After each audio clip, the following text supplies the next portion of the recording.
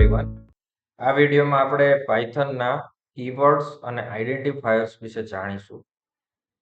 તો Python keywords એ શું છે પાયથનમાં? તો કે કોઈ પણ લેંગ્વેજના કીવર્ડ એ એવા વર્ડ્સ હોય છે કે જે લેંગ્વેજના કન્સ્ટ્રક્શન અને યુસેજ માટે જરૂરી હોય છે. ધેટ ઇઝ વાય એને રિઝર્વ કરવામાં આવે છે કે આ કીવર્ડ તમારે તમારા કોઈ ઉપયોગમાં લેવાના નથી. ફોર્મલી કહેવામાં આવે તો keywords are reserved words that have special meanings and cannot be used as identifiers. Identifiers એટલે શું? તો કે વેરિયેબલના નામ, ફંક્શનના નામ, ક્લાસના નામ, બરાબર, જે આપણે બનાવીએ છીએ. બરાબર છે. લેંગ્વેજ જે આપે છે આપણને એની વાત નથી થતી, આપણે બનાવીએ છીએ. સપોઝ કે મારે બે નંબરનો એડિશન કરવું છે તો હું x ઇઝ ઇક્વલ ટુ 3 અને y ઇઝ ઇક્વલ ટુ 4 લઈશ. પછી x અને y ઉપર એડિશન, સબટ્રેક્શન એવા ઓપરેશન આપણે કરી શકીએ. તો x અને y એ નામ મેં આપેલા છે, બરાબર છે, as a user of Python language. બરાબર છે. તો એ જે નામ છે એને આઈડેન્ટિફાયર્સ કહેવાય, કે જેનાથી એ નંબર આઈડેન્ટિફાય થાય છે કે ઓળખાય છે. Okay, that is why they are called identifiers. Keyword શું છે? તો કે એ કીવર્ડથી તમે ડેફિનેશન બધી ફંક્શનની અને એ બધી આપી શકો. થોડા કીવર્ડ્સ વિશે હમણાં નીચે જોઈએ બધા, તો એમાંથી થોડા કીવર્ડ્સ વિશે આપણે જોઈશું. ઓકે, તો સેકન્ડ શું છે? They are typically used to define control structures, operators or data types. Okay, તો કંટ્રોલ સ્ટ્રક્ચર એટલે શું? તો કે આપણે કોઈ એવા કાર્ય કરવા છે કે જે કોઈ કન્ડિશન ઉપર ડિપેન્ડન્ટ છે, કે ભાઈ આ કન્ડિશન થાય છે તો આ કાર્ય કરવાનું, તો એને કંટ્રોલ સ્ટ્રક્ચર કહેવાય. બરાબર છે. ઇફ કરીને એક કીવર્ડ આવે છે, બરાબર છે, અહીંયા નીચે છેલ્લી લાઈનમાં વચ્ચે છે. ઓકે, તો એનાથી તમે ચેક કરી શકો કે જો આ કન્ડિશન હોય તો એની નીચે લખેલું વાક્ય એક્ઝિક્યુટ કરવાનું છે, અધરવાઇઝ નહીં. એને કંટ્રોલ સ્ટ્રક્ચર કહેવાય છે. ઓપરેટર્સ વિશે આના પછીના વિડીયોમાં જોઈશું. ઓકે, નેક્સ્ટ વિડીયોમાં. ડેટા ટાઈપ્સ આના પછીના વિડીયોમાં છે. ઓકે, તો એ ડિફાઇન કરવા માટે હેલ્પ કરે છે કીવર્ડ્સ. ઓકે, ઓકે, અને મનાઈ તો છે યુઝ કરવાની, અને છતાં પણ જો યુઝ કરવામાં આવે એને આઈડેન્ટિફાયર્સ તરીકે, તો એ એરર આપશે. એરર આપે એટલે શું? કે ભાઈ તમારો પ્રોગ્રામ રન નહીં થાય. બરાબર છે. કમ્પાઇલ ટાઈમ એરર આપશે. સો તમારો પ્રોગ્રામ રન નહીં થાય. જ્યાં સુધી સુધારો નહીં કરો ત્યાં સુધી એ તમારો પ્રોગ્રામ રન થશે નહીં. ઓકે, સુધારો કરવો જ પડશે. તો આ બધા કીવર્ડ છે એને આપણે આપણા વેરિયેબલના નામમાં ઉપયોગ કરવાનો નથી. બરાબર છે. અહીંયા લખ્યું છે 4, તો હું ક્યારેય એવું નહીં લખું 4 is equal to 3 and lambda is equal to 4, એવું નહીં લખું. શું કામ? તો કે 4 અને લામ્ડા કીવર્ડ રિઝર્વ કરેલા છે પાયથનમાં, સો એનો ઉપયોગ નહીં કરી શકાય. સીધી એરર આવશે અને આપણું કામ આગળ વધશે નહીં. બરાબર છે. તમારે 4 યુઝ કરવું જ છે, બરાબર છે, તો 4 ની પાછળ કોઈ નંબર લગાડી દો, પાછળ એબીસી લગાડી દો. ઓકે, એવું આમાં પણ કરી શકાય. તો તમારું જે મિનિંગ છે જળવાઈ રહેશે અને તમારું કામ પણ થઈ જશે. પણ ડાયરેક્ટલી આ જ ફોર્મેટમાં આ જ રીતે કેપિટલ સ્મોલમાં તમે લખશો તો ચાલશે નહીં. બધા વર્ડ્સ જે છે અહીંયા પાયથન લેંગ્વેજમાં તે આર કેસ સેન્સિટિવ. સો અહીંયા ફોલ્સ લખેલું છે, એફ કેપિટલ, એવું ટ્રુ હશે, યસ અહીંયા છે, તો એમાં ટી કેપિટલ. બરાબર છે. તો એ કેપિટલ રાખવાનો રહેશે જો એને કીવર્ડ તરીકે આપણે ક્યાંક યુઝ કરતા હોય ત્યારની વાત છે.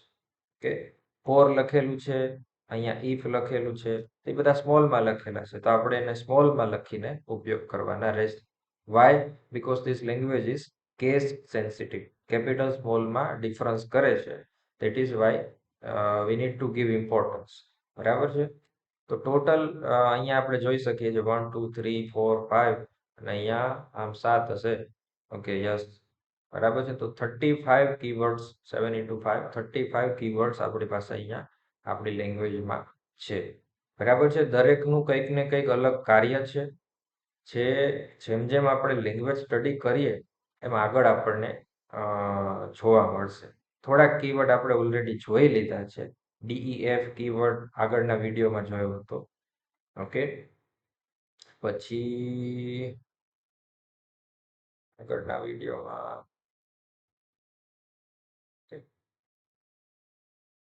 એના સિવાય ઇમ્પોર્ટ કીવર્ડ આપણે જોયેલો છે. બરાબર છે, આગળના વિડીયોમાં. થોડા કીવર્ડ આપણે ઉપયોગમાં લીધેલા છે. ઇમ્પોર્ટથી શું થાય તો કે કોઈ મોડ્યુલ આપણે ઇમ્પોર્ટ કરી શકીએ. તો મોડ્યુલનું નામ આપણે પાછું ઇમ્પોર્ટ ન રાખી શકીએ. તો આપણે શું લખવું પડે? Import dash import. That is not logical. બરાબર પણ લાગતું નથી મગજમાં. ઓકે, ઇમ્પોર્ટ કીવર્ડને તમે તમારે ફાઇલ ના નામ, મોડ્યુલના નામ એ બધામાં યુઝ કરી શકશો નહીં. Otherwise it will give you error. Okay, DEF define કીવર્ડથી આપણે ફંક્શન ડિફાઇન કરેલા હતા. ઓકે, પછી આ ક્લાસ કીવર્ડ પણ યુઝ કરેલો છે કે જેનાથી આપણે ક્લાસ ડિફાઇન કરેલો હતો. I think it's name was circle. બરાબર, સર્કલનો એરિયા ફાઇન્ડ કરવાનો ક્લાસ હતો. ઓકે, આ બધા કીવર્ડ્સ થયા. હવે જે અહીંયા કીધું કે ભાઈ આઈડેન્ટિફાયર્સમાં એને યુઝ નહીં કરવાના, તો આઈડેન્ટિફાયર્સ શું છે થોડું વધારે ડિટેલમાં જોઈએ. ઓકે, તો કોઈ વેરિયેબલના નામ આપણે આપવા છે. બરાબર, x is equal two 5, y is equal two 6, એવું આપણે એક્ઝામ્પલ હમણાં લીધું હતું. બરાબર છે, તો x ની બદલે મારે બીજું કોઈ નામ રાખવું છે, તો નામનું ફોર્મેટ કઈ રીતે રાખીએ તો એ અલાઉડ ની રેન્જમાં આવે અને રિજેક્ટ ના થાય. તો એના રૂલ્સ અહીંયા આપેલા છે. બરાબર છે, તો કે કોઈ પણ આઈડેન્ટિફાયર લેટર્સ, ડિજિટ્સ અને અંડરસ્કોર 3 વસ્તુ ધરાવી શકે છે. બરાબર છે, એ 3 વસ્તુ એમાં હોઈ શકે. બરાબર છે, it must start with a letter or an underscore. બરાબર છે, તો આપણે ABC1 એવું લખી શકીએ, અંડરસ્કોર ABC1 એવું પણ લખી શકીએ, પણ 1 ABC ના લખી શકીએ અને 1 ABC અંડરસ્કોર અથવા 1 અંડરસ્કોર ABC ના લખી શકીએ, કારણ કે છેલ્લા 2 એક્ઝામ્પલમાં આપણે 1 પહેલા લખ્યું. સ્ટાર્ટિંગમાં નંબર અલાઉડ નથી. અહીંયા ચોખ્ખું લખેલું છે લેટર હોવો જોઈએ અથવા અંડરસ્કોર હોવું જોઈએ. લાસ્ટ 2 એક્ઝામ્પલ નહીં ચાલે. Okay, wait. એના પછીની કન્ડિશન છે that is identifiers are case sensitive. એના વિશે આપણે વાત કરેલી છે કે ભાઈ અહીંયા એક્ઝામ્પલ આપેલું છે કે માય વાર વી કેપિટલ અને માય વાર વી small they are treated as different identifiers. તો આવી રીતે ચાલે છે, તો આપણે કરવું જોઈએ કે ભાઈ કેપિટલ સ્મોલમાં ડિફરન્સ ચાલે છે, તો આપણે એવી રીતે ડિફરન્સ રાખીને 2 વેરિયેબલ બનાવવા જોઈએ કે જેનું નામ બોલવામાં સરખું જ લાગતું હોય? તો કે ના. આ રીતે જો 2 વેરિયેબલ બનાવવામાં આવે તો પાયથન એને બેને અલગ રીતે ટ્રીટ કરશે, પણ as a programmer, as a human આપણને કન્ફ્યુઝન ક્રિએટ થશે. એટલે નામ બધાના જુદા અને મિનિંગફુલ રાખવાના, અને સ્મોલમાં રાખતા હોય તો બધાના નામ સ્મોલમાં જ રાખવા. બરાબર છે, એ વસ્તુ આપણે શીખવાની છે. Okay, it can not be a Python keyword. એ તો આપણે આગળ પણ જોયું કે ભાઈ અહીંયા વેરિયેબલના અલગ અલગ વેલિડ નામ બતાવેલા છે. બરાબર છે, તો એમાં ક્યાંય કીવર્ડ નથી. બરાબર છે, અહીંયા ઇનવેલિડ નામ બતાવેલા છે. એમાં જો અહીંયા 4 લખેલું છે, તો લખેલું ચોખ્ખું આવે છે કે can't use A keyword. Okay, તો કીવર્ડ આપણે રાખી શકીએ નહીં. જે 35 કીવર્ડનો સેટ આપણે જોયો, બરાબર છે, તો એમાંથી કોઈ પણ કીવર્ડ આપણે વેરિયેબલના નામ તરીકે યુઝ ના કરી શકીએ. ઓકે, તો XY ની વાત હતી. XY ની બદલે માય વેરિયેબલ ચાલે, અંડરસ્કોર પ્રાઇવેટ વેરિયેબલ ચાલે, વેરિયેબલમાં વી કેપિટલ 1 2 3 એ ચાલે, માય ક્લાસ ચાલે, માય અંડરસ્કોર ફંક્શન ચાલે. બરાબર છે, આટલા વેરિએશન ચાલશે. બરાબર છે, XY ના નામની બદલે. જ્યારે 1 2 3 વેરિયેબલ નહીં ચાલે, આગળ નંબર છે એટલે. માય ડેશ વેરિયેબલ નહીં ચાલે, તો કે શું કામ? તો કે ડેશ અલાઉડ નથી. 4 ની વાત કરી. માય સ્પેસ નેમ નહીં ચાલે. શું કામ? તો કે સ્પેસ અલાઉડ નથી. માય હેશ કેરેક્ટર નેમ એ પણ નહીં ચાલે, તો કે આ હેશ કેરેક્ટર અલાઉડ નથી એટલે. બરાબર. શું કામ અલાઉડ નથી? તો કે એના અલગ અલગ રીઝન હોય છે. બરાબર છે. હેશનો ઉપયોગ આપણે અલગ જોયું, કમેન્ટ માટે થાય છે. સ્પેસ જો રાખો તો આ બે અલગ વર્ડ છે એ રીતે રીડ કરે. તો દરેકના આવા કંઈક ને કંઈક રીઝન હોય છે. પણ ડિસ્કશનની મેઇન વસ્તુ એ છે કે અલાઉડ શું છે? લેટર્સ, ડિજિટ્સ, અન્ડરસ્ટુડ એનો ઉપયોગ કરવાનો, બીજી વસ્તુનો ઉપયોગ નથી કરવાનો.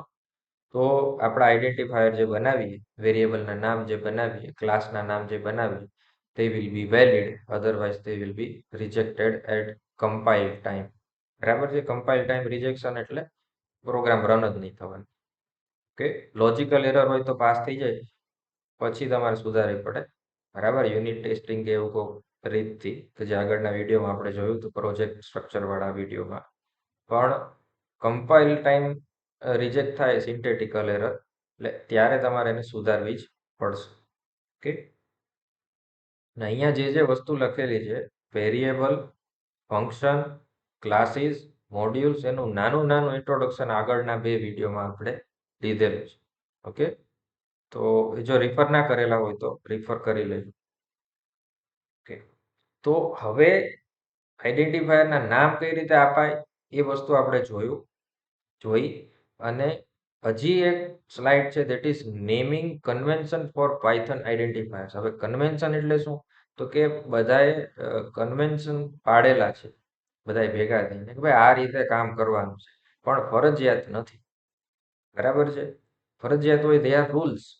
બરાબર છે. આગળ જે સ્લાઇડમાં જોયું દે આર રૂલ્સ. બરાબર છે કે આ રીતે જ વર્ક કરવાનું છે. જો અહીંયા લખેલું છે naming rules.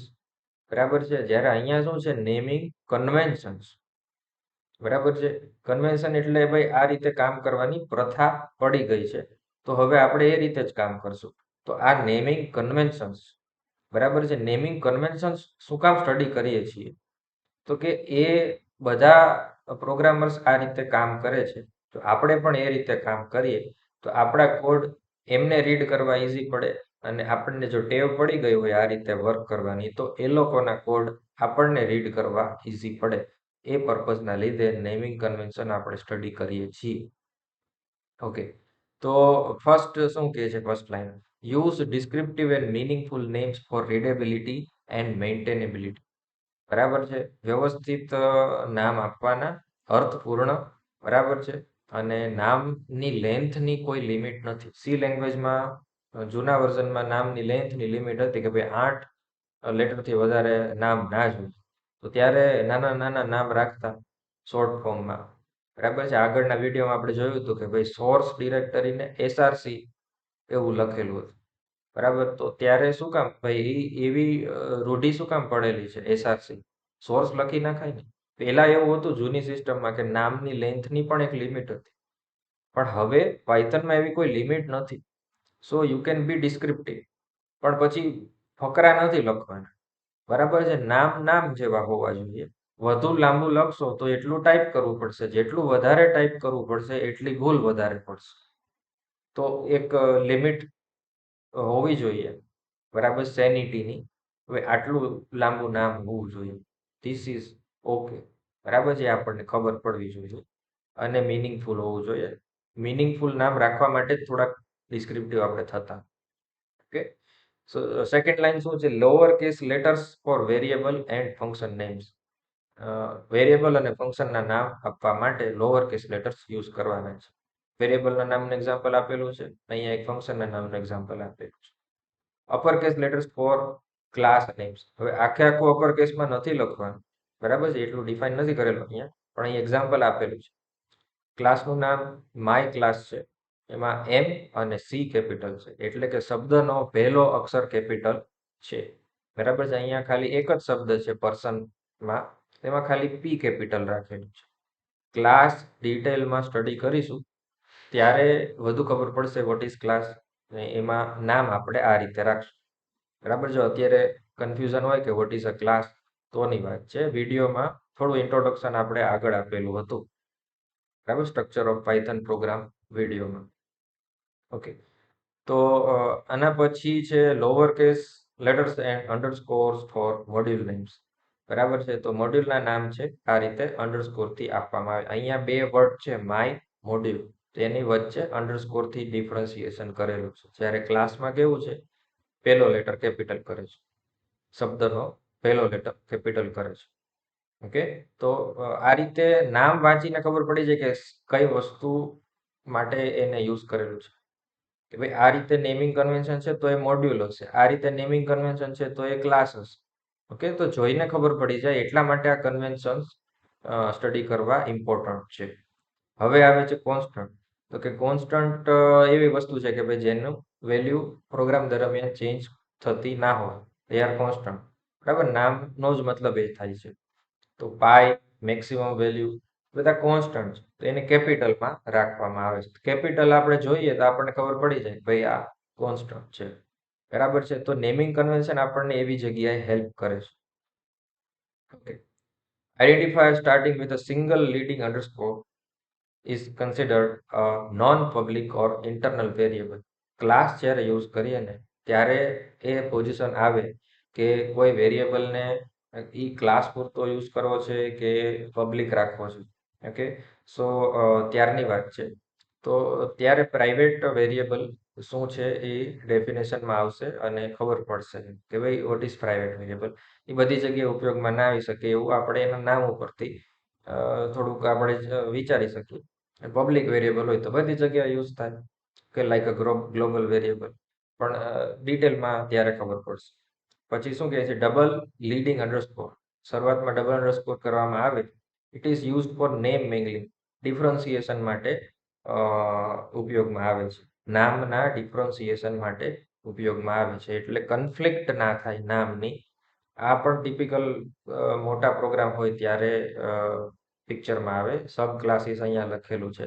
Again classes study કરીએ ત્યારે થોડું ખબર પડે, અત્યારે ડિસ્કશન બહુ લાંબુ થઈ જાય. Identifiers with double leading and trailing underscores. Init કરીને વેરિયેબલ આપણે જોયો હતો જ્યારે પાયથન પ્રોગ્રામનું સ્ટ્રક્ચર સ્ટડી કર્યું હતું ત્યારે, અને એની અંદર વેલ્યુ મેઇન છે કે નહીં આપણે કમ્પેર કરાવતા હતા. ઓકે, તો they are reserved for special methods or attributes used by Python itself. Python પોતે એમાં વેલ્યુ નાખે છે, એ ત્યારે મેં સમજાવેલું હતું, અને એની વેલ્યુ મોડ્યુલનું નામ છે કે મેઇન છે એ આપણે ચેક કરાવતા હતા. ઓકે, તો એ પહેલેથી ડિફાઇન થઈ જાય છે, આપણે કરતા નથી. બરાબર છે, હવે એ ઓટોમેટિકલી સિસ્ટમ દ્વારા ડિફાઇન થાય છે. બરાબર છે, અને આપણે ભૂલથી એવું નામ ન રાખીએ એટલે એ લોકો ટિપિકલ આવા નામ રાખે છે કે આગળ અંડરસ્કોર મૂકે 2 અને પાછળ પણ અંડરસ્કોર મૂકે એ 2 વખત. બરાબર છે, એટલે આપણે ભૂલથી પણ એ વેરિયેબલનું નામ આપણે આપણા વેરિયેબલમાં રાખીએ નહીં. છતાં પણ કોઈને શોખ થાય અને આવો વેરિયેબલનું નામ રાખે, બરાબર છે, તો એ તમને નુકસાન કરે. બરાબર છે, અને એ અવોઇડ કરવા જોઈએ, આવા નામ રાખવા ના જોઈએ. એને જોઈએ તો ટાઈપ કરવામાં અને રીડ કરવામાં પણ થોડું પ્રોબ્લેમ થાય, પણ છતાં કોઈ ટ્રાય કરવા માટે રાખે દેન ઇટ ઇઝ નોટ સજેસ્ટેબલ. બરાબર છે, તો ડબલ લીડિંગ અને ટ્રેલિંગ અંડરસ્કોર વાળા વેરિયેબલ છે તો એનો મતલબ આ થશે કે ભાઈ સ્પેશિયલ મેથડ અથવા એટ્રીબ્યુટ છે કે જે પાયથન પોતે એને ઉપયોગમાં લઈએ છે. તમારે એનો ખાલી રીડ કરવા માટે ઉપયોગ કરવાનો છે, જેમ આપણે આગળના વિડીયોમાં કરેલો હતો. ઓકે, સો આ નેમિંગ કન્વેન્શન થયા પાયથનના આઈડેન્ટિફાયર્સ માટે. નેક્સ્ટ વિડીયોમાં આપણે પાયથનના બધા ડેટા ટાઈપ જોઈશું, અલગ અલગ કેટલા ટાઈપના વેરિયેબલના પ્રકાર પાયથન લેંગ્વેજ આપે છે